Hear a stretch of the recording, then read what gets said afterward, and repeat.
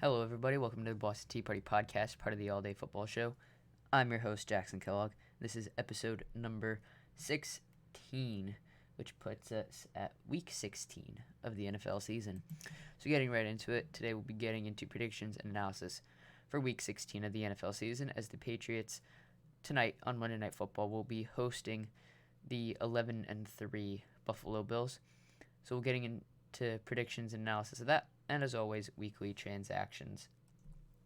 So, the Patriots, for the first time since 2008, will not be making the playoffs, as last year they were defeated by the Miami Dolphins, which put them at a 6-8 record on the season. So, the best they can have is an 8-8 record. The worst they can have is 6-10. So it's getting to be the time to start preparing for next year, with the idea that the Patriots don't have any more meaningful games left. Wins will push their draft picks further back. Wins will push their draft picks further back. Losses will move them closer to higher value picks. So at this point in time, you would think that the Patriots would go start their younger players, have a tryout for next year, see what they can work with, what they don't think is going to be something good to go with. That doesn't seem to be the case, as, for example, Cam Newton is expected to be the starter tonight against the Buffalo Bills. Now, Cam Newton is a great locker room presence. He's an amazing character. He's a great guy. But his football seems to be long gone. And you can make the excuse of that the talent that is around him isn't very good, which it's not. But there's plenty to come after him for with his play. So starting with right even before the snap starts, he can't read a defense at all. He can't read the defense and what they're doing. Whenever he thinks there's a blitz coming from a certain direction, it's not coming from there. When he does read the play correctly, one thing that Brady would do is he'd change the play. If you read what a defense is doing and don't think your play is going to work, then you switch up your play. Cam Newton does not change to the right plays, and at times doesn't change at all. There have been plenty of times where he's read a corner blitz and did not change the protections to pick it up. So now after the snap, Cam Newton is jittery in the pocket.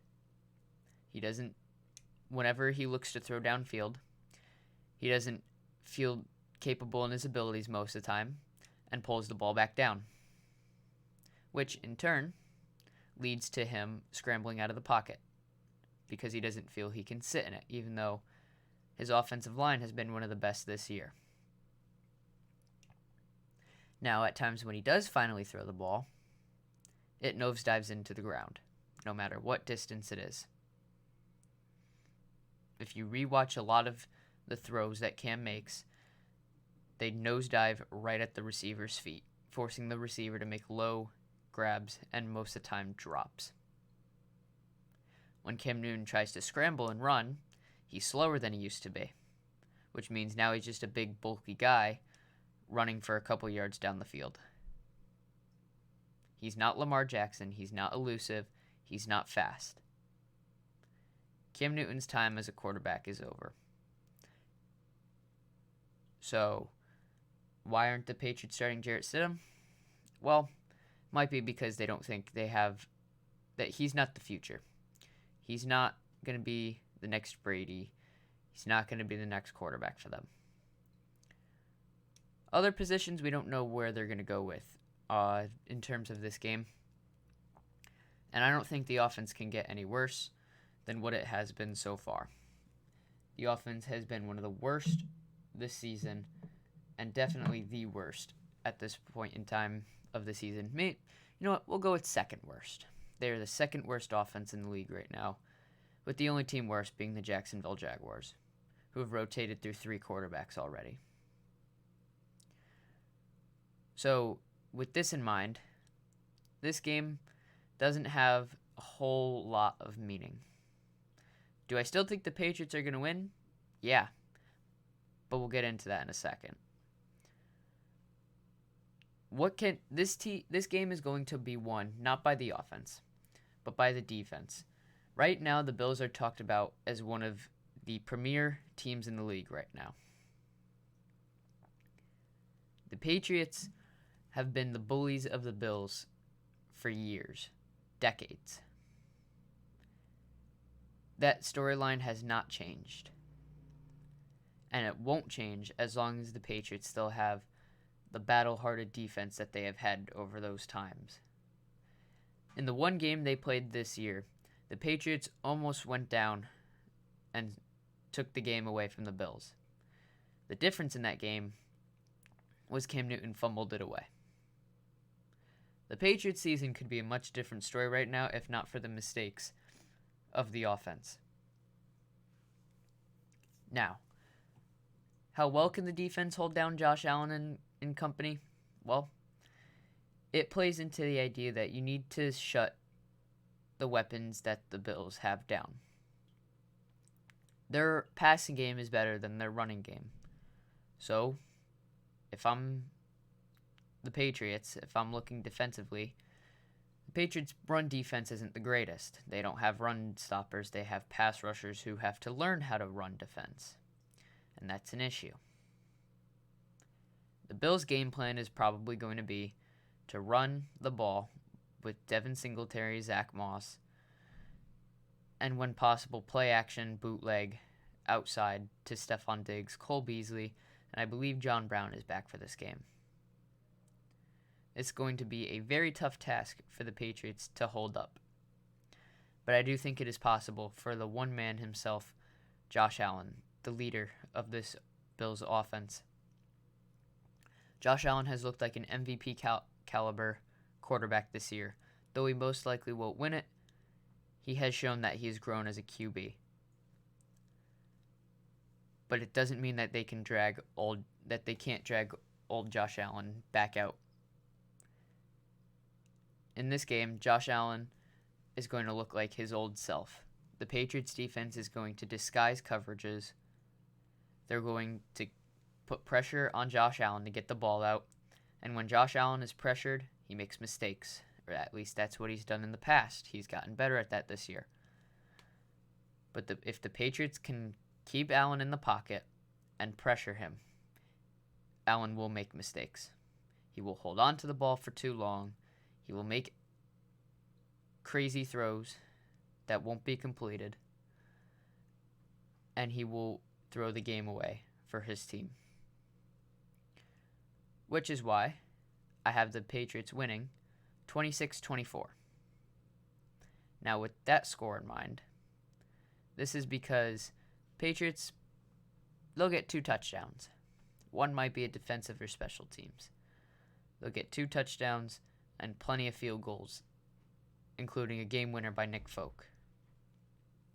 Now, this prediction for score is because the Patriots are going to run the ball.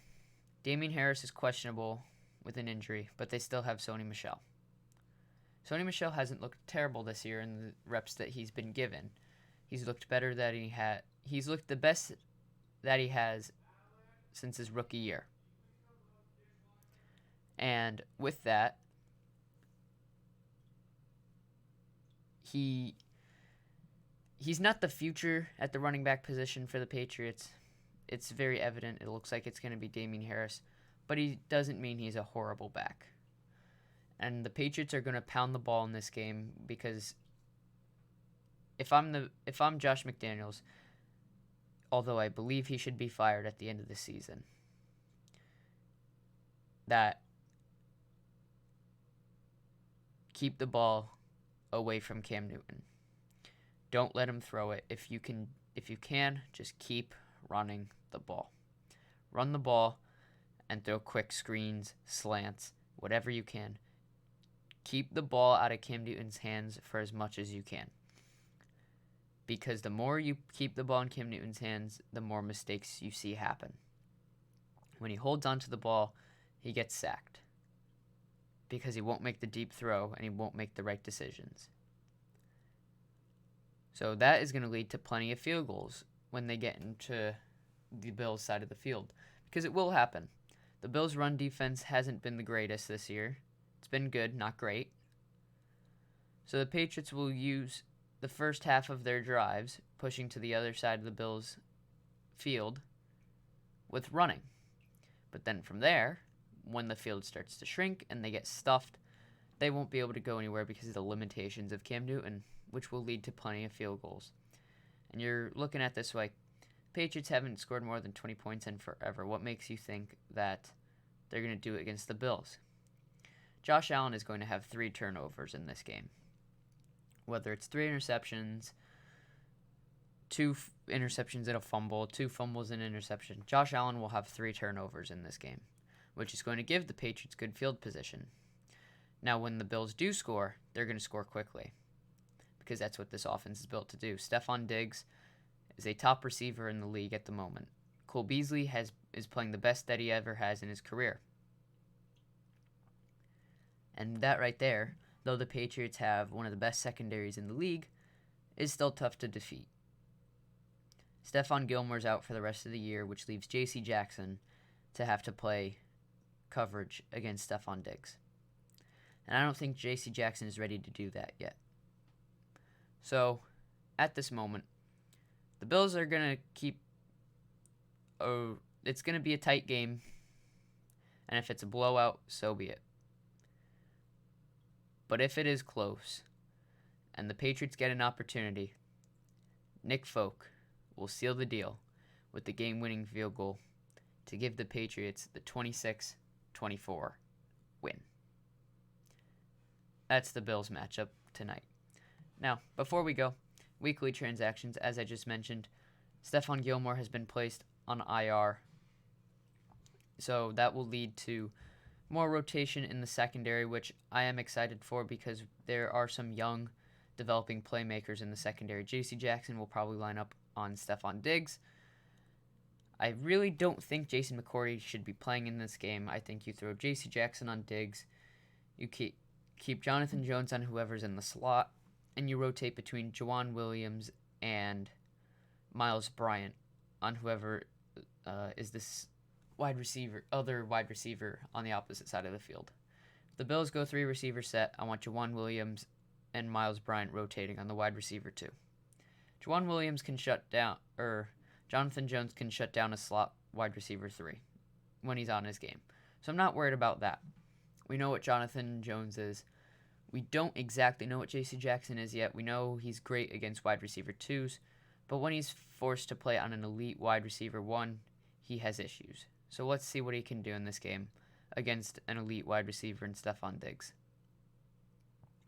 The other transaction from this week was the Patriots signed defensive lineman Isaiah Mack to the practice squad and released tight end Paul Quesenberry from the practice squad. So, those were weekly transactions. And thank you guys so much for watching. If you enjoyed, be sure to leave a like and subscribe. It would be greatly appreciated. Hope you all had a great holiday. If you're still on break right now from being in school, enjoy the rest of your break. If you have gone back to work, just keep going, keep grinding. You'll pull through any difficulties that you have going on. Have a great football Monday tonight, and let's root for those Patriots to beat the Bills tonight.